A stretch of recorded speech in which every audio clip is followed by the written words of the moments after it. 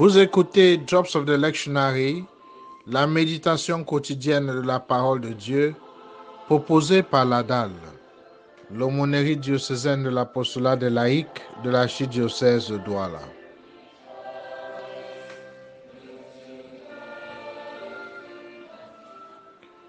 Je viens à la recherche de ta parole, Seigneur. Que ta lumière brille sur moi pour l'honneur de ton nom. Amen.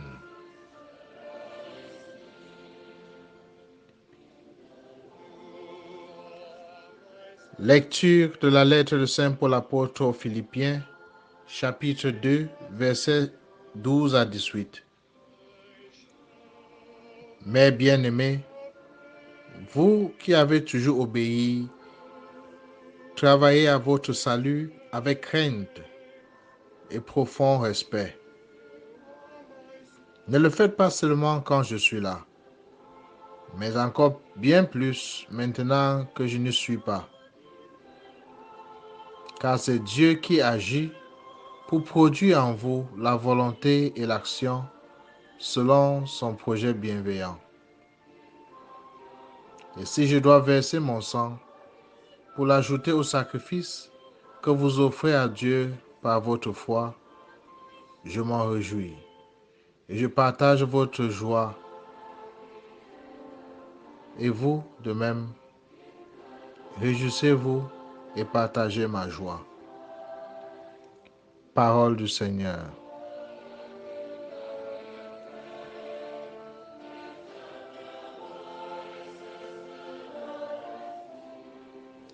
Be obedient as you have always been, not only when I am present, but all the more when I am absent. My brothers and sisters, the letter to the Philippians is a friendly letter. St. Paul writes to the Philippians not to resolve any particular issue, but just to encourage them for their faith as they continue to live and struggle to stand for Christ in the world.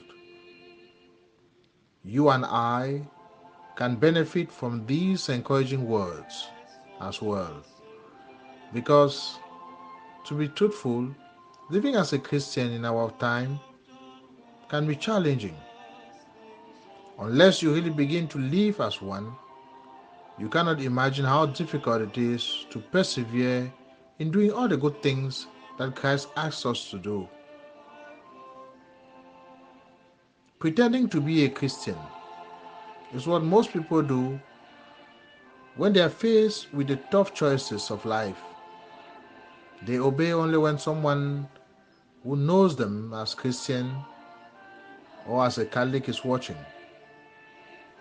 This is what St. Paul wants the Philippians to avoid: hypocrisy. He wants them to be people of integrity. He asks them to work out their salvation with fear and trembling. Faith in God is not about what we do for God. It is about God's action in our lives. He writes, it is in God, for His own purpose, who put both the will and action within you. Salvation comes from accepting the love of God into one's life and behaving accordingly. So your motivation for being a Christian is in Christ Jesus Himself, Christ who is within you and acting according to God's plans. Your Christian life is not a favor that you are doing to someone. It's not a show that you are putting up with. Keeping your eyes on Christ and on what He has done for you, and there will be no reason to pretend or to fake being a Christian. When we understand this, Christian life becomes a joyful experience. Even the pains that we experience in doing God's will become lighter and easier. St. Paul, using his own experience, tells us that even if his life is being poured out as a libation, he continues to rejoice, because in doing so he participates in the sacrificing ministry of Christ for the Christians to whom he is writing. Le cardinal Martini de Regret Mémoire écrit: les souffrances que je connais dans ma vie est l'une des manières par lesquelles le Christ agit en moi. Et il continue: c'est le Christ lui-même qui souffre en moi. Chaque fois que je me sens en difficulté à cause de ma fidélité à ma foi chrétienne.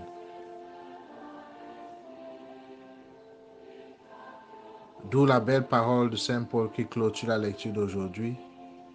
Il écrit: si je dois verser mon sang pour ajouter au sacrifice que vous offrez à Dieu pour votre foi, je m'en réjouis et je partage votre joie à vous. Prions. Seigneur, les difficultés, les tentations, les épreuves ne manquent pas dans la vie d'un chrétien. Que mes difficultés soient à chaque fois une nouvelle opportunité pour témoigner de ton amour et de ta fidélité envers ma pauvre personne. Amen. Que Dieu Tout-Puissant vous bénisse, le Père, le Fils et le Saint-Esprit. L'abbé Michael de la Dalle.